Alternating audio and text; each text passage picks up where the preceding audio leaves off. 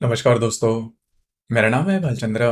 ब्रह्मांड सिद्धास्त्र में आप सभी का स्वागत है। आज के इस वीडियो में हम चर्चा करेंगे तुला राशि का दिसंबर 2022 का संपूर्ण राशिफल। कैसे होंगे ग्रह योग, कैसे होंगे ग्रहों के राशांतर और वो आपके राशि पर किस प्रकार से प्रभाव करने वाले हैं। आपके जीवन का ऐसा कौन सा क्षेत्र है जो कि सबसे ज्यादा प्रभावित होने वाला है। ऐसी कौन सी बातें हैं जो कि ध्यान में लेने बहुत ज्यादा आवश्यक है। सभी के बारे में डिटेल में चर्चा इस वीडियो में हम करने वाले हैं। अपना जो चैनल है ब्रह्मांड सिद्धि एस्ट्रो, इस चैनल पर मेष राशि से लेकर मीन राशि तक की जो सभी 12 राशियां हैं, इन सभी 12 राशियों का दिसंबर 2022 का राशिफल क्या होगा, इस विषय पर वीडियो अपलोड हो रहे हैं। आप उसका आनंद जरूर लीजिए। तो आज के इस वीडियो में हम चर्चा करेंगे तुला राशि के बारे में। सबसे पहले हम जानकारी लेंगे सूर्य के बारे में। सूर्य जो ग्रह है, यह सूर्य ग्रह आपके राशि का लाभेश है, जो कि आपके तृतीय भाव में भ्रमण कर रहा है और दिनांक 17 तारीख के बाद ये आपके तृतीय भाव में भ्रमण करेगा। तो पिछले करीबन 15-20 दिनों में आपने देखा होगा कि पैसे के मामले में किसी भी प्रकार के बड़े प्रॉब्लम कॉम्प्लिकेशंस आपको नहीं आए। मतलब पैसे के मामले में कोई दिक्कत नहीं, किसी प्रकार के बड़ी स्ट्रेस या फिर टेंशन वाली बात नहीं है। जो भी आप काम कर रहे हैं उसके जो पैसे है वो आपको मिल रहे हैं, उसके जो लाभ है वो आपको मिल रहे हैं। कुछ अच्छी इन्वेस्टमेंट भी हो चुकी है, थोड़े बहुत खर्चे भी हो चुके हैं।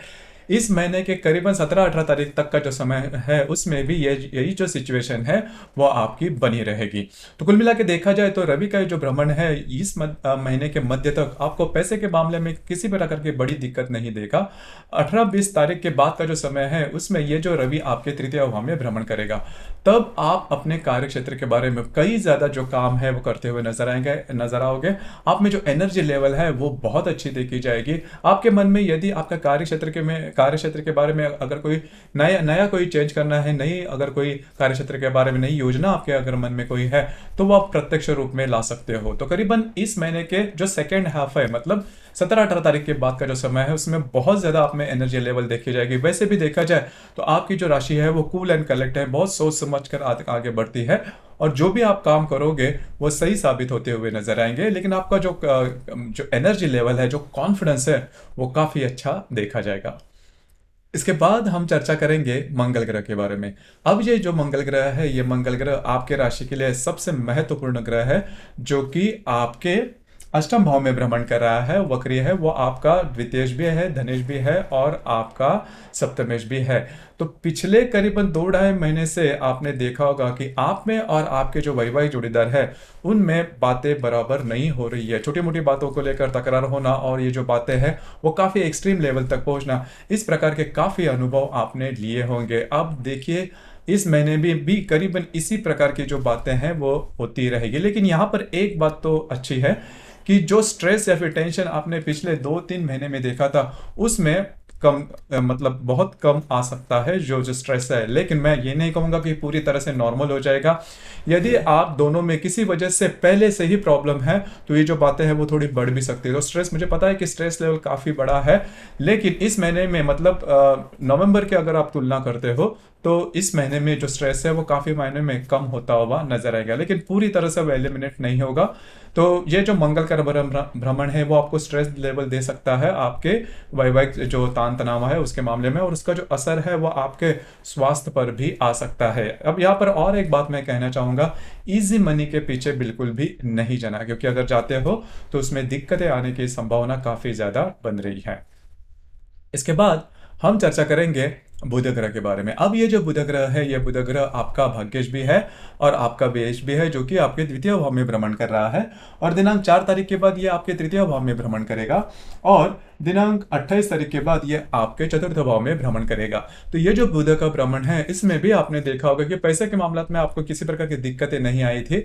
हालांकि करीबन 4 तारीख से लेकर 28 तारीख तक का जो समय है इसमें ये आपके तृतीय भाव में भ्रमण करेगा। तो इस महीने में आपके ट्रैवलिंग वगैरह काफी ज्यादा देखी जा सकती है, घूमना फिरना ज्यादा देखा जा सकता है। और बहुत महीने में ऐसा भी हो सकता है कि आपके मन में किसी बड़ा विचार होगा आपके भविष्य के बारे में या फिर आगे आने वाले समय के मामले में, और उसके बारे में आप काम करना शुरू कर दोगे। तो इस वजह से हो क्या कि इस महीने में आप बहुत ज्यादा बिजी नजर आओगे और जो भी काम आप हाथ में लोगे वो पूरे होते हुए भी नजर आएंगे। भाग्य का साथ मिलना, ये बात इस महीने में काफी अच्छी देखी जाएगी। किसी भी प्रकार के महत्वपूर्ण निर्णय, डॉक्यूमेंटेशन, जो भी बातें हैं वो इस महीने में आप कर सकते हो और वो काफी सहजता पूर्वक पूरे होते हुए नजर आएंगे। अगर आपके कोई काम पेंडिंग है जो कि नहीं हो रहे हैं, वो भी इस महीने में आप हाथ में ले सकते हो और वो काफी इजीली पूरे होते हुए नजर आएंगे।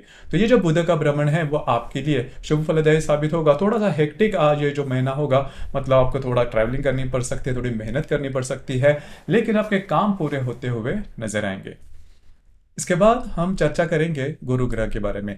अब ये जो गुरु ग्रह है वो आपके राशि के लिए शुभ माना नहीं जाता, क्योंकि आपके राशि का स्वामी शुक्र और ये जो गुरु है वो नैसर्गिक शत्रु ग्रह है। तो जो गुरु ग्रह है वो आपके लिए अशुभ फलदायी माना जाता है, लेकिन वह स्वयं की राशि में है और वह अभी मार्गस्थ हो चुका है। मतलब नवंबर के 23-24 तारीख तक, 24 तारीख से ये जो गुरु है वो मार्गस्थ हो चुका है। अब ये जो गुरु है वो आपका तृतीयेश भी है और आपका षष्ठेश भी है। तो पिछले करीबन 3-3.5 महीने में आपने देखा होगा कि अगर आप नौकरी करते हो तो बातें जो है वो ठीक से नहीं हो रही थी। डॉक्यूमेंटेशन के बारे में भी प्रॉब्लम कॉम्प्लिकेशंस थे, आपके भाई बहन है उनके और आप में तकरारें हो रही थी। लेकिन अब जैसे ये गुरु मार्गस्थ हो चुका है तो इस महीने से, मतलब दिसंबर महीने से, इसके जो अच्छे प्रभाव है वो आपको दिखना शुरू हो जाएंगे। सबसे पहले और महत्वपूर्ण बात, कार्य क्षेत्र के मामले में या फिर अगर आप नौकरी करते हो तो जो भी कॉम्प्लेक्स सिचुएशन थी वो धीरे धीरे धीरे नॉर्मल होते हुए नजर आएंगे। आप में और आपके जो भाई बहन है उसमें भी कोई खींचातानी हो रही थी वो भी काफी मायनों में नॉर्मल होती हुई नजर आएगी। और स्वास्थ्य के बारे में भी छोटी मोटी बातें अगर आपने देखी होगी तो वो भी नॉर्मल हो जाएगी। तो ये जो गुरु का भ्रमण है वह आपके लिए काफी ज्यादा शुभ फलदायी साबित होगा। इसके बाद हम चर्चा करेंगे आप ही के राशि का स्वामी शुक्र। शुक्र जो कि आपके द्वितीय भाव में भ्रमण कर रहा है और दिनांक 6 तारीख के बाद ये आपके तृतीय भाव में भ्रमण करेगा और 30 तारीख के बाद ये चतुर्थ भाव में भ्रमण करने जा रहा है। अब ये जो शुक्र है वो भी करीबन 6 तारीख से लेकर 30 तारीख तक का जो समय है उसमें आपके तृतीय भाव में भ्रमण करेगा। तो करीबन रवि, बुध और शुक्र तीनों जो ग्रह है वो आपके तृतीय भाव में कई ज्यादा समय तक रहेंगे। तो ये जो मैंने शुरुआत में कहा कि जो संपूर्ण महीना है वो आपके लिए काफी थोड़ा सा हेक्टिक साबित होगा। मतलब आपका घूमना फिरना हो सकता है, आप कहीं बाहर घूमने फिरने जा सकते हो, अब्रॉड भी जा सकते हो। तो बहुत सारी बातें होंगी जो कि आपका जो भी कार्य क्षेत्र है उससे भी रिलेट करने वाली हो सकती है। मतलब किसी भी प्रकार के महत्वपूर्ण काम आप कर सकते हो और वो पूरे होते हुए नजर आएंगे। तो शुक्र जो कि आप ही के राशि का स्वामी है काफी समय तक आपके तृतीय भाव में भ्रमण करेगा, जो कि काफी अच्छी बात होगी, लेकिन थोड़ा सा हेक्टिक हो सकता है, लेकिन आपके काम बनते हुए नजर आएंगे। तो कुल मिलाकर देखा जाए तो ये जो शुक्र का भ्रमण है वो भी आपके लिए शुभ फलदायी साबित होगा। इसके बाद हम चर्चा करेंगे सबसे महत्वपूर्ण ग्रह आपके राशि के लिए, वो है शनि। शनि ये जो ग्रह है, ये शनि ग्रह आपके राशि का चतुर्थेश भी है और पंचमेश भी है। केंद्र कौन स्थान का मालिक होने के कारण यह जो शनि है वो राजयोग कारक ग्रह है और वो आपके चतुर्थ भाव में स्वयं के राशि में भ्रमण कर रहा है। इसके कुछ बहुत सारे अच्छे परिणाम आपको अभी मिलते हुए नजर आएंगे।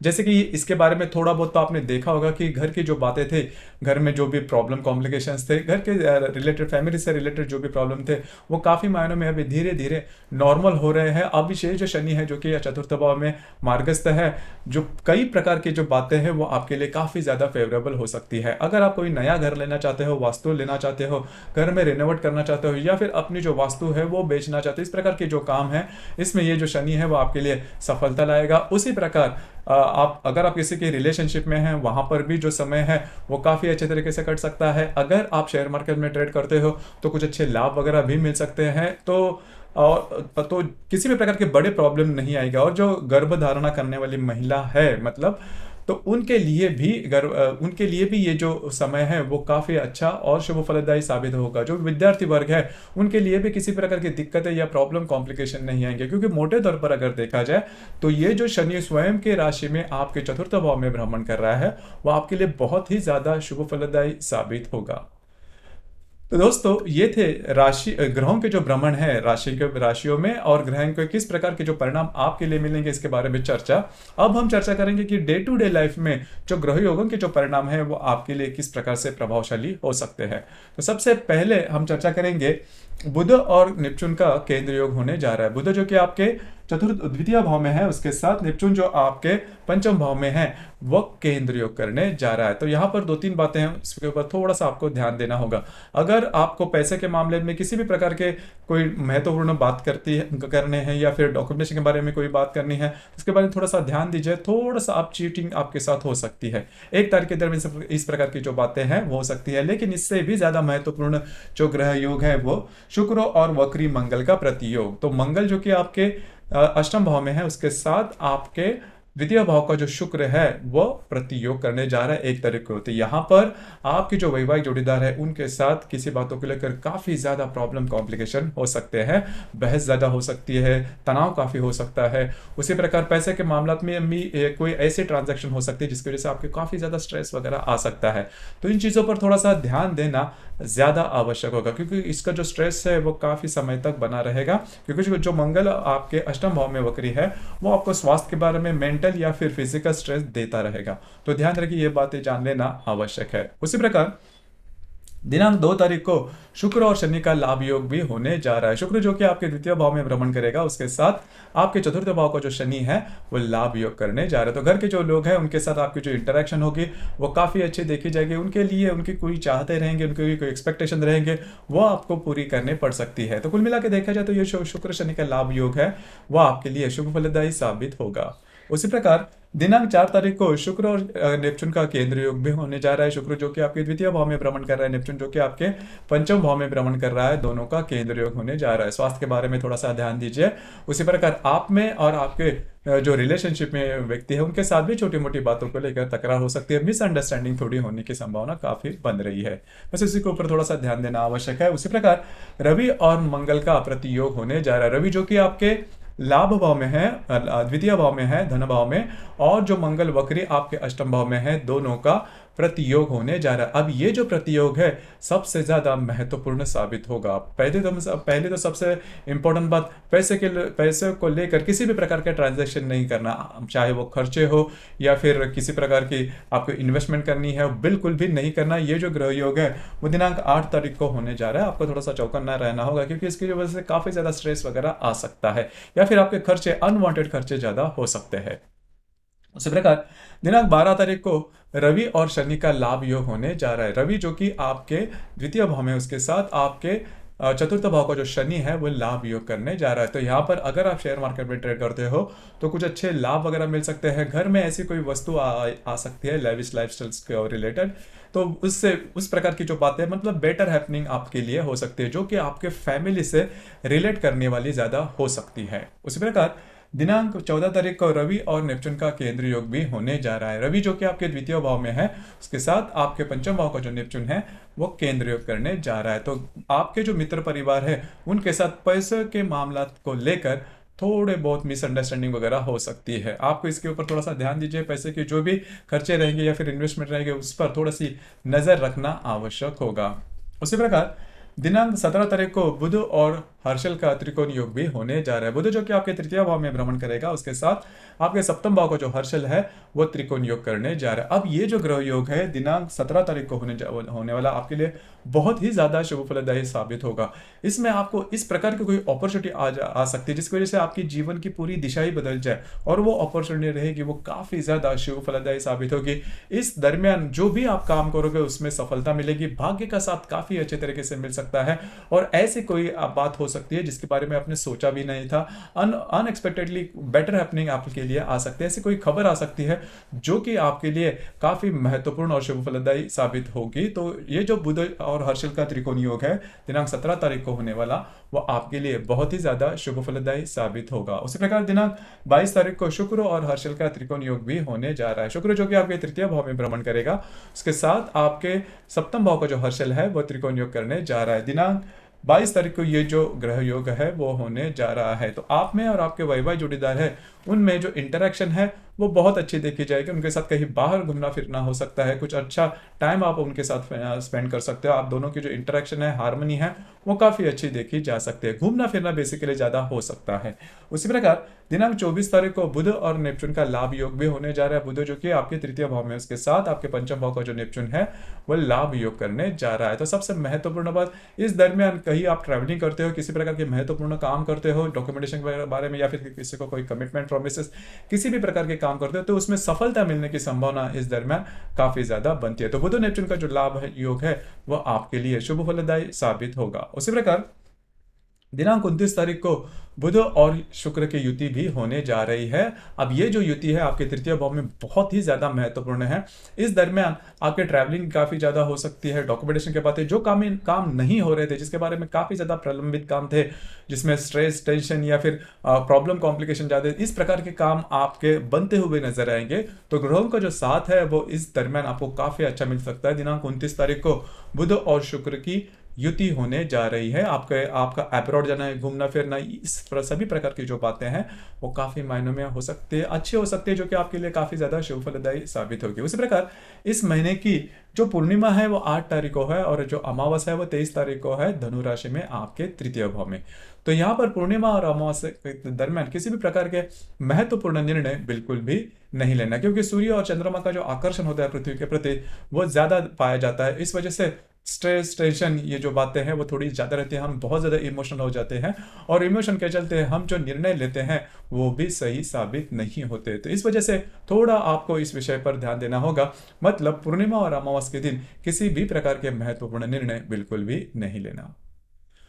तो दोस्तों ये था तुला राशि का दिसंबर 2022 का संपूर्ण राशिफल। आपको ये राशिफल कैसे लगा, आपने किस प्रकार से अनुभव किया, नीचे कमेंट बॉक्स में जरूर कमेंट करना और अपना जो चैनल है ब्रह्मांड सिद्धि एस्ट्रो, इसे भी लाइक, शेयर और सब्सक्राइब जरूर करें। धन्यवाद।